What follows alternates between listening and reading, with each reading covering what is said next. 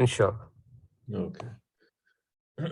Bismillah ar-Rahman ar-Rahim. Alhamdulillah Rabbil Alameen. Wa salatu wa salamu ala Muhammad wa ahla baytihi at-tayyibin at-tahirin. Allahumma salli ala Muhammad wa ali Muhammad wa ajjal farajahum.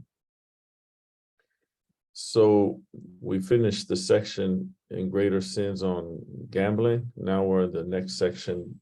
The book I have is the physical copy of the book is one book. It's like one really big book, but the PDF they broke in three parts. So this is the ending of the first volume.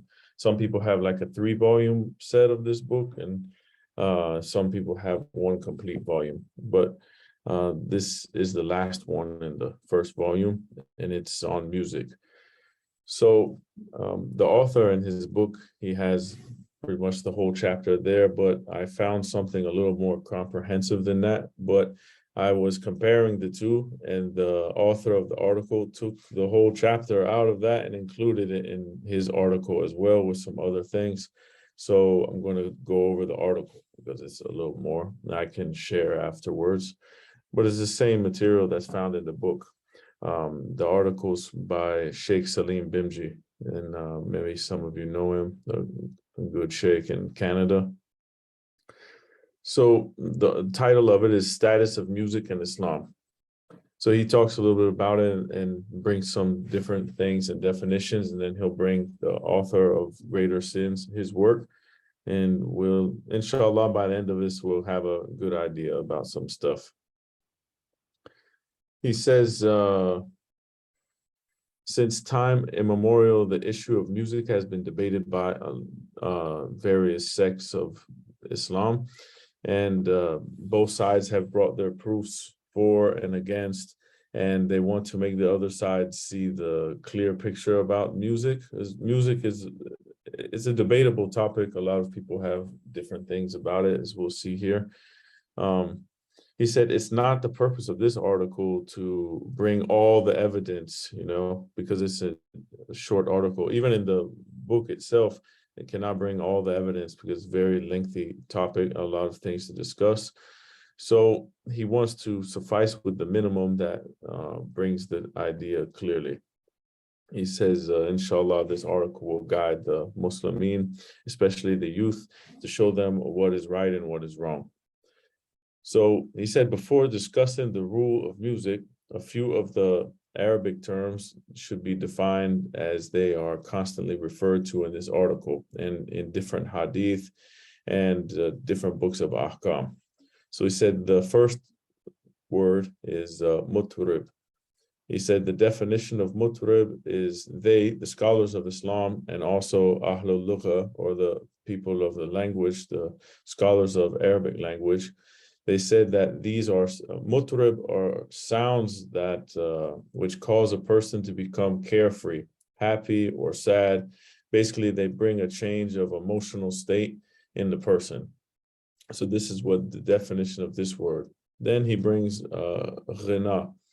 He said the ulama have defined ghina as prolonging of the voice, along with a change of pitch in the throat, such that it would be suitable for gatherings of vain and futile pleasure. So it's when they are singing, they are prolonging the voice and changing the voice and these type of things. He said in itself, a pleasing sound or reciting something in a nice way, pleasing way, it doesn't constitute ghina. But he said ghina is explained as prolonging of the sound along with the change of pitch in a way that's suitable for vain, futile gatherings, assemblies where sin is committed. And the Sheikh says, for example, like nightclubs or dance halls and these type of things. The third term that's discussed is lah. Lah is an Arabic term which is used extensively in ahkam or Islamic jurisprudence, and it means anything that's vain or futile. It could encompass a lot of things. He said sometimes it will be used to refer to a place, such as when the scholars refer to music that is played or used in places where vain or futile acts are taking place, like the nightclub. And sometimes it refers to a particular act or certain acts that are done with no use or purpose behind them whatsoever, such as something that's a waste of time. Said when we talk about music, we are actually referring to the complete piece of work that one is listening to, which includes the sounds and the lyrics. It's together. This is what he says when we talk about music. So when you refer to the dictionary definition of the music, we see that it says the arrangings of sounds in time so as to produce a continuous, unified, and evocative composition as through melody, harmony, rhythm, and the like. Then the second one is vocal or instrumental sounds possessing a degree of melody, harmony, rhythm, musical composition. Also the written or printed score for such composition. And he says these are usually, the dictionary says like these are, it gives an example, we keep our music in a stack near the piano. For example, the music is, we've seen it's like its own type of language. It's written in the notes. Then he says a musical accompaniment, a particular category or kind of music, an aesthetically pleasing or harmonious sound or combination of sounds. So he brings the definition of music from the dictionary. He said in the religion of Islam and fiqh, from perspective of Ahlul Bayt alayhimus salam, listening to forbidden music has been counted as one of the major sins. So the debate comes, what is forbidden music and what is not forbidden music? This is where there's a lot of debate and back and forth.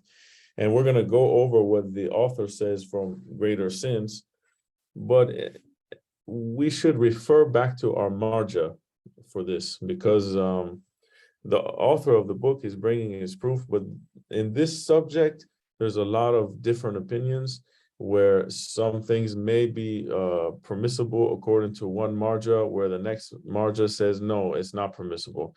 And a lot of them err to the side of caution, and they don't allow certain things, whereas others may allow some things, and maybe, for example, like classical music or some other things. But we have to go look at what our marja says and then find out maybe, okay, why does he have this ruling and other one has different ruling? And it'll come down to their interpretation of these narrations that we're going to see from the book Greater Sins. So he says it's in this book we've been going over, it's the 15th chapter. So Ayatollah Dastaghaib Shirazi, he rahmatullah alayhi, he brings his proof for music and his opinion about music. He says playing instruments of music is a greater sin. It is haram to play instruments such as guitar, piano, tambourine, drums, etc. Listening to music is also a great sin.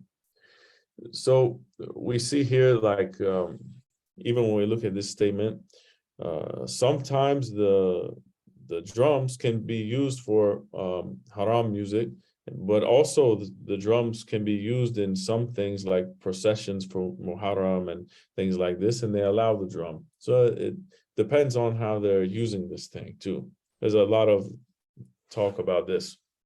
So he said, listening to music is also a great sin.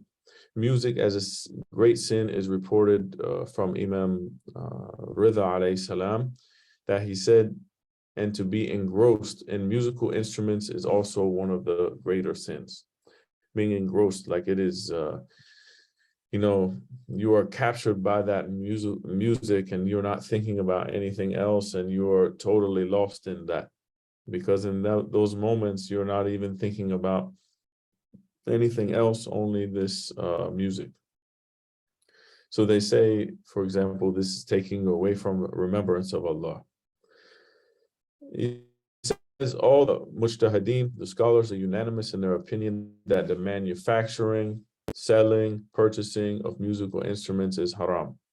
And any income derived from musical activity is also haram. For example, being a nightclub promoter or one of these things that promotes haram gatherings, Or if we find that the musical instruments are haram, then it leads one to see that buying and selling them is also haram. For example, like we talked about in alcohol, let's say the person doesn't drink, but they sell alcohol. This is also haram because we're not allowed to buy it, sell it, transport it, or any of these type of things. It falls under forbidden business transactions. He says the transactions involving these instruments are invalid. It's haram to keep these musical instruments in one's possession. He says, according to narrations, it's obligatory to destroy those instruments. He brings narration from Imam Sadiq alayhi salam in the book Tuhaf al-Uqul, a very good book of ahadith. It's also been translated into English. He says, also Sheikh Hur al-Amali, the compiler of Wasa' al-Shia, records the narration from Imam Sadiq alayhi salam that he says, Allah Almighty has prohibited the manufacturing of all such things that are exclusively used in haram ways, and things that only create evil, such as the pipe, flute, chess, and all types of instruments of gambling, images and statues. The manufacturing of all such articles is haram. The Imam concluded, thus even learning to sing or play music, teaching it to be paid for these things, or to be in any way engrossed in these vices is haram. He says, now he's going to bring some narrations about music. It says, Imam Sadiq alayhi salam reports from Rasulullah sallallahu alayhi wa alayhi that he said, I prohibit for you dancing and playing flute and drums. Rasulullah also said, Allah Almighty has sent me as a mercy to the worlds and a guide to the people. He ordered me to eradicate the playing of flute, other instruments of music, all games of vice, idol worship, and practices of the days of ignorance. We see that, for example, also a lot of the narrations that forbid music are speaking about the music that makes one want to move. Then you start moving and dancing, and then that leads to other things. Then the men and the women are together, leads to them dancing together, which eventually leads to zina and other things. And it spirals down, but it starts with that. For example, people are not dancing without music. Music is the thing that leads them to start dancing and towards other things. So it starts from this. So it wants to prevent that. So this is one of the stepping stones towards other things. Imam Sadiq alayhi salam says, a person who has received blessings from Allah, and while having these blessings, he plays the flute, it is as if he has been thankless of those blessings. Also, Imam Sadiq alayhi salam said, the playing of the stringed instruments promotes the growth of hypocrisy in the heart, like water assists the growth of vegetation. If drums and cymbals are played at one's house for 40 days, Allah will impose a shaitan by the name of kafandar. The shayateens will infiltrate into the cell of the person's body. With the spread of this evil, the person loses all sense of dignity and self-esteem. One will not care as to what he says or what is said about him. Then this shaitan will blow into this person, and as a result, one will become utterly shameless, so much so that he will not be concerned or affected even if his women are dishonored. The Sheikh in the article says it's usually observed that people who play music in their homes on a regular basis, either with musical instruments, by radio, or they end up becoming shameless. So we see that a lot of the music leads one down into a bad path. It can lead them down into that path. So in order to stop this, Islam prevented this. He says, another hadith, I was in the company of Imam Jafar ibn Muhammad as-Sadiq alayhi salam when a person said, when I go to the restroom in my house, I can hear singing girls from my neighbors. So sometime you live in an apartment, for example, and you have a vent, and then you can hear into the neighbor's house. You can hear maybe they're talking or something like that, and you can hear something. So, for example, you go take a shower in the house, and then the person is in the house next to you, and the shower is on, their shower is on the other side, the vent is shared. So maybe the girl singing in the shower, for example. So this is what's kind of taking place in this. He says, when I go to the toilet, I can hear the singing girls of my neighbor. Sometimes, he tells the Imam, sometimes I stay there a little bit longer so that I can listen to a little bit more of it. He likes it.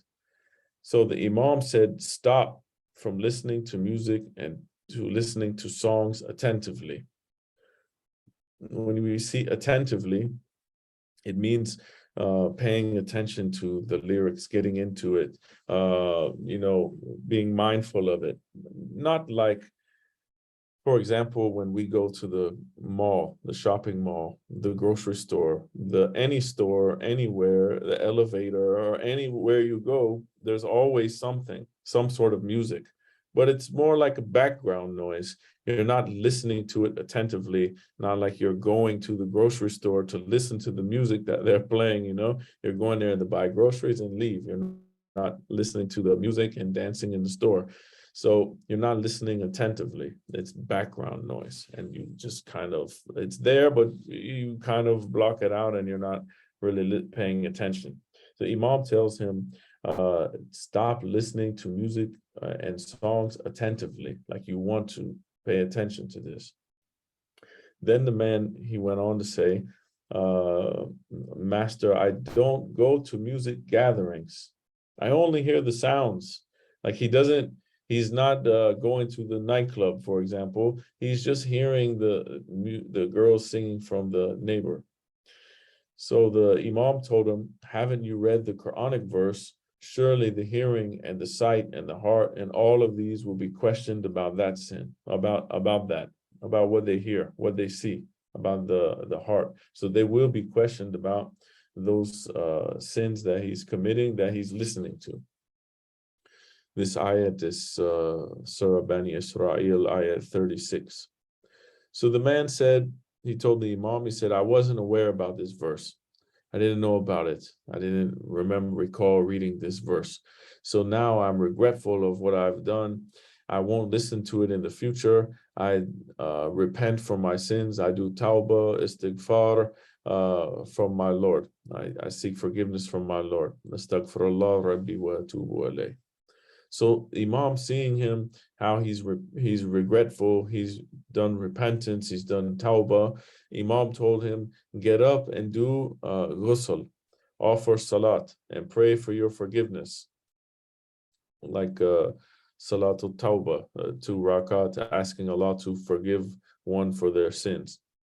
He says, you have certainly been involved in a deadly sin and a terrible situation, but you have repented for it, and I thank Allah for that.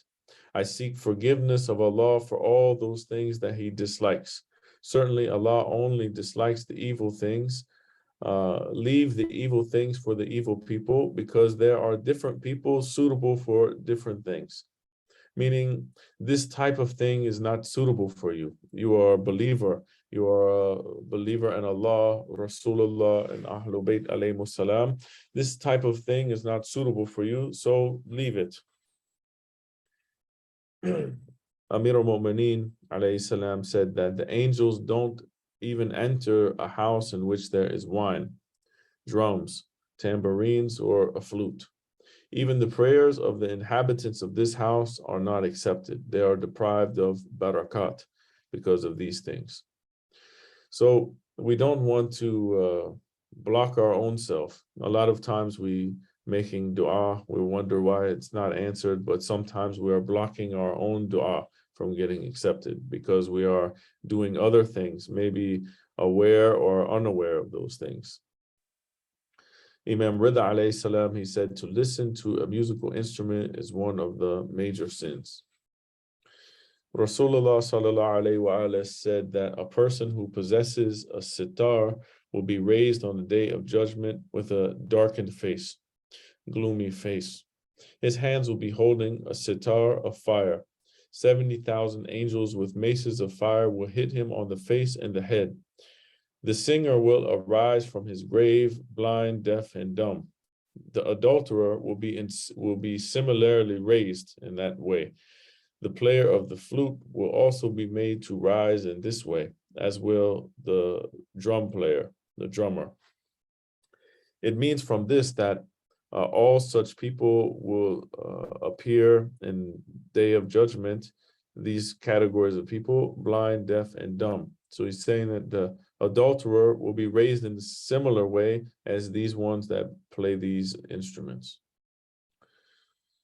Imam Rida alayhi salam said, a person invites divine wrath when instruments like flute, drum, and chess are played for 40 days in his house. If this man dies within these 40 days, his death will be of a sinner and a transgressor. His place will be in hellfire. What a dreadful place this is. Also, so we see here the punishment for these type of things. And as I said before, need to refer to the marja that you follow to get the ultimate interpretation of these type of ahkam, because they have looked at all of them completely and made their rulings accordingly. As I said before, when we were talking about chess, we see here many narrations that forbid chess, but maybe you find some maraja that maybe they allow chess. So we have to see how come. Why did they not accept these narrations, and what were their proofs for going in a different direction and accepting something different? It's within our grasp to find out. We can write or we can talk to a representative of that marja, for example, to find out. The same thing with music.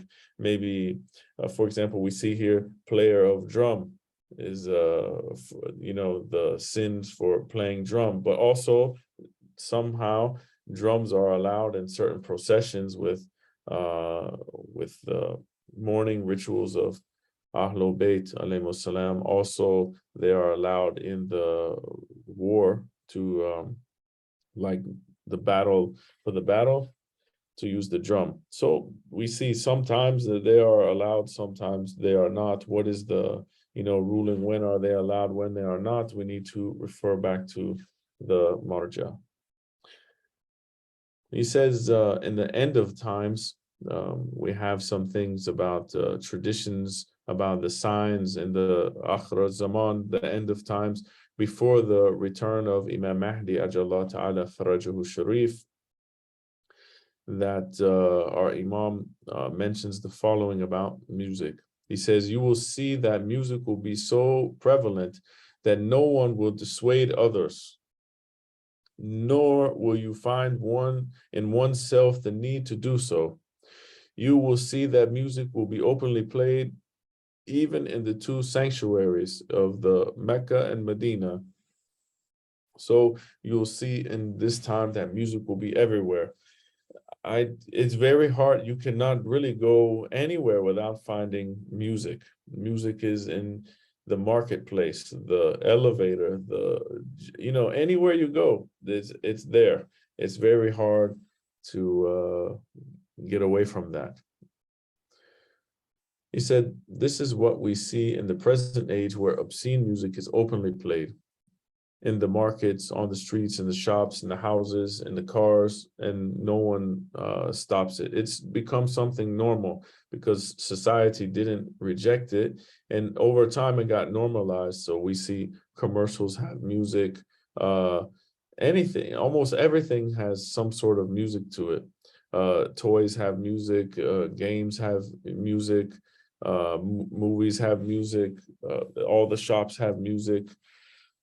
And sometimes this music is, nowadays is very vulgar. A lot of the cases you will hear music saying very awful things and degrading things, and it's openly and done shamelessly. Um, One time I remember the people they banned some music. Some people were against the music and they banned it. For example, in America, believe in early 90s, Florida banned a music group, Two Life Crew, I believe. And their music was very nasty. And they had like a lot of sexual degrading things and degrading women and very vulgar type of music, where the state of Florida banned them. They were banned in America for some time, and then eventually they overturned because of the freedom of speech. They reversed it. But we see that some people, even where music is played prevalent everywhere, even some sort of music, they wanted to ban it. You know, like in the 90s, they wanted to ban a lot of the rap music because they said the outcome of it was destroying communities and things like that. It was encouraging towards bad when we should be encouraging towards good. So music has a lot of influence on society. It sets the trends for most of the cases.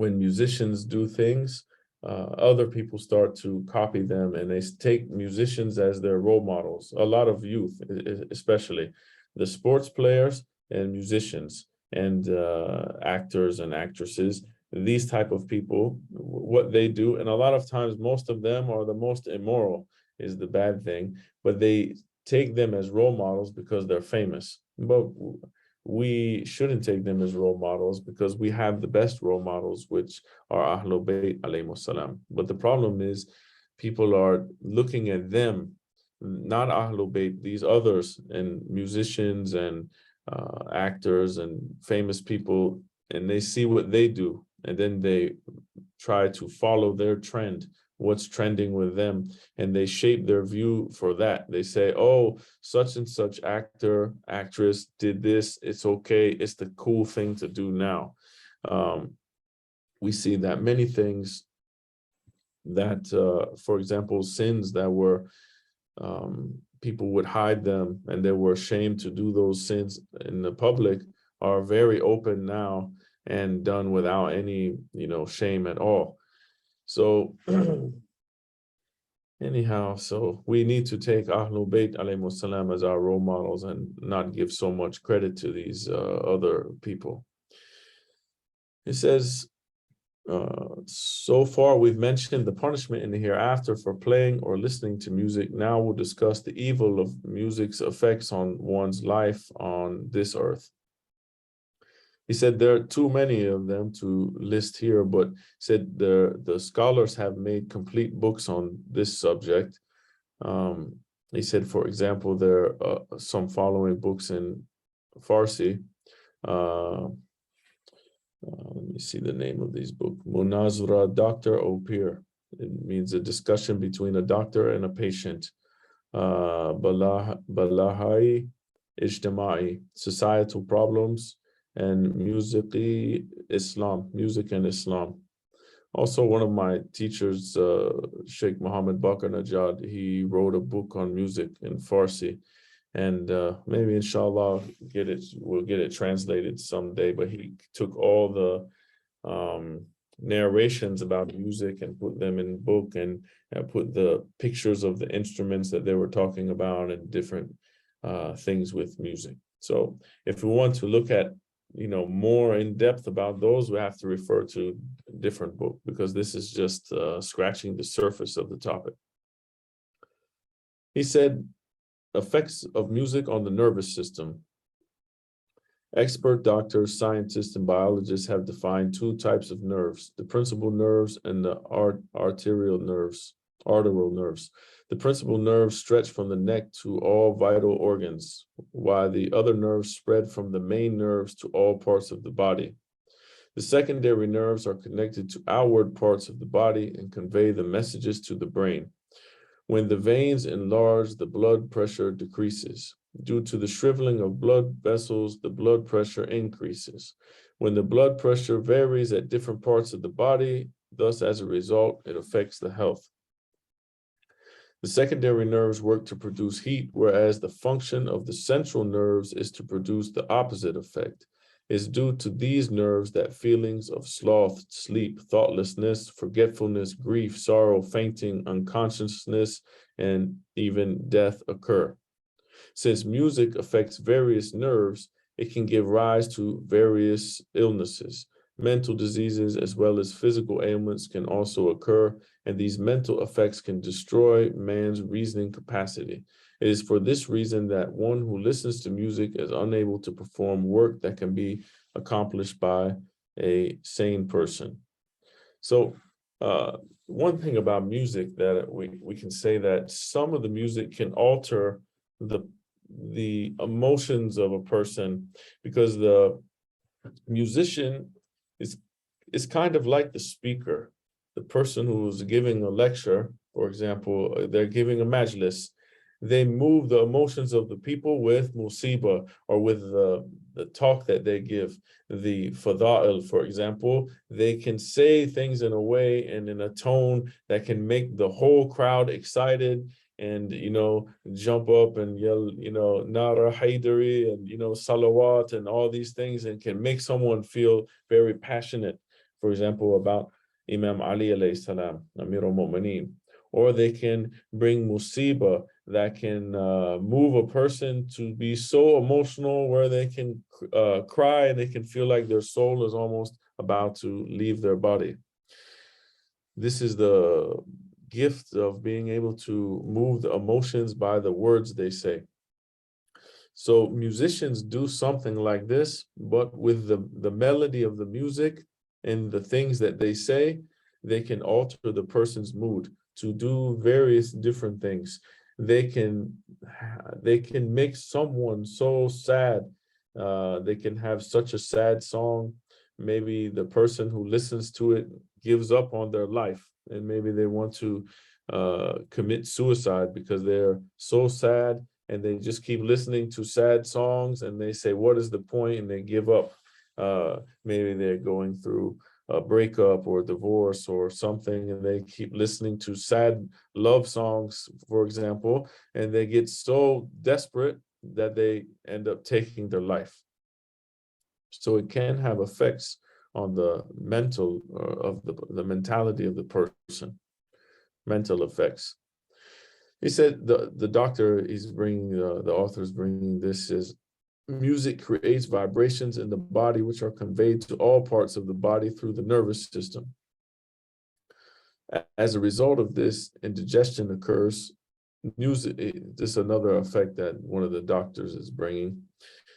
Music affects the heart in such a way that the heartbeats become irregular. The blood pressure may go up and down, and all these type of ailments will cause harm to the person.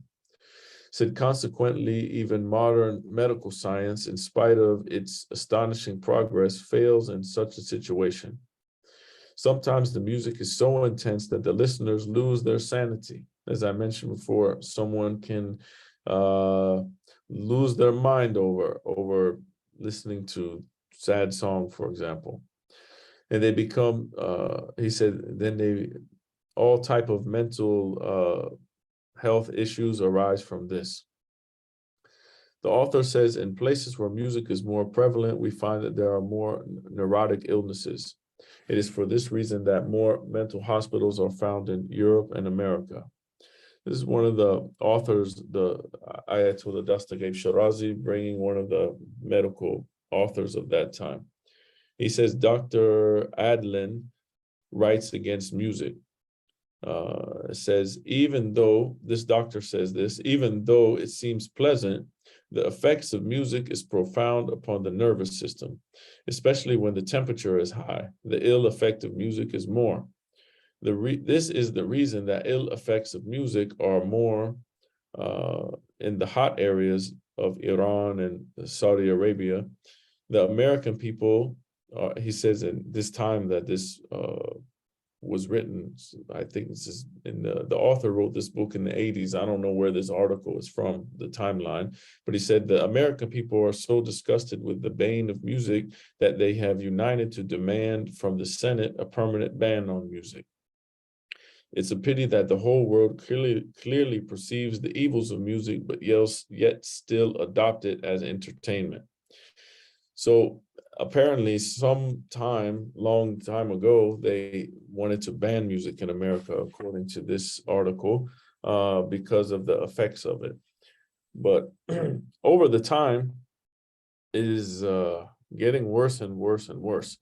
As I said, maybe if you look at the lyrics of music, and you compare lyrics of music through the generations, if you look at music in the 50s, the 60s, 70s, you know, the lyrics of it, and you read the lyrics, and then you get to the 80s and 90s and 2000s, and now you'll see that maybe, for example, over time, it has gotten much, much worse.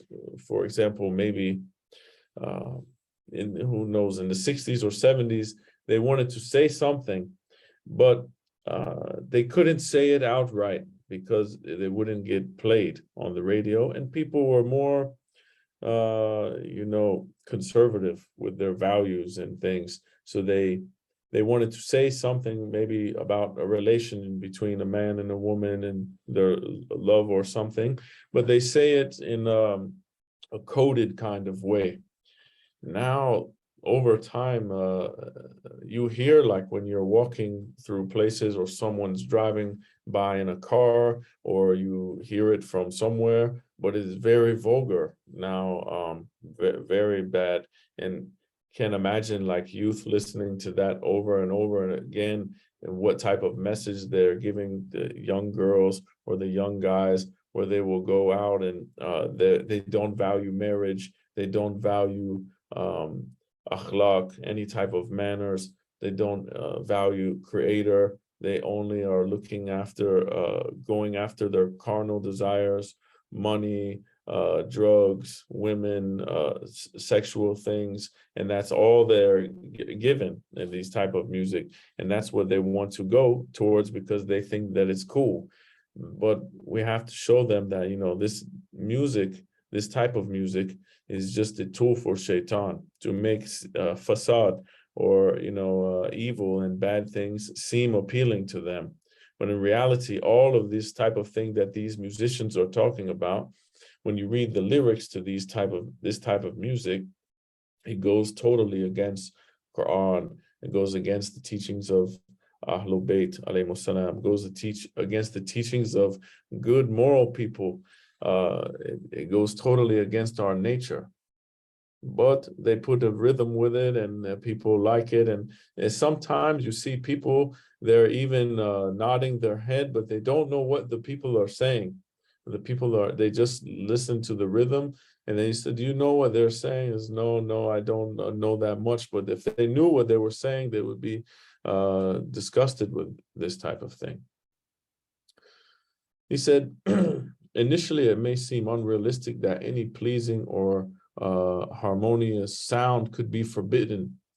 Like, how come, something that sounds nice can be forbidden, and one will be given, a painful torment for, listening to this type of thing or performing this type of thing. But the author, he says, there's no need to be amazed. By the end of the article, that which is forbidden will be made clear, and that which is allowed will also be made clear. He said, in Islam, the term ghana is used in reference to singing. And as explained in the beginning of the article, not every pleasing sound or voice which the pitch is changed up or down can be classified as singing, thus making it forbidden to listen to. He said, from this, it's clear that not all sounds that are pleasing are forbidden. However, if one recites something in a manner in which those listening would think that he or she is reciting it in a way of singing, then it crosses the boundaries of permissibility, making it ghina and a sin. He said it makes no difference what is being recited, Quran, dua, noha, or anything else. If it's like singing, then it would be forbidden. But recitation is different, but singing is something else. And there's a lot of lines that sometimes people will tread very thin. They're walking on the line that between halal and haram, and they're playing with the line that sometimes they're trying to do something good, but they're almost making it like something haram. And I've seen a lot of those things, but sometimes the person, they don't want to speak against it because they say, maybe what he's doing is accepted, and if I say something against it because he's doing it for Imam Hussein alayhi salam, then maybe I'm in the wrong. So they refrain and they don't say anything. But a lot of time people are playing with this line, and they have to be very careful and to make their intentions pure for Ahlul Bayt alayhimus salam. Sometimes people think, oh, if I make it sound like a song, then people will like it. So I need to imitate the musicians and make it sound musical, and then people will listen to it. Or we just have to have trust in Allah subhanahu wa ta'ala, and make our own way without having to follow in the path of musicians. So we've run out of time. In the next class, inshallah, we'll talk about who was the founder of the music, inshallah.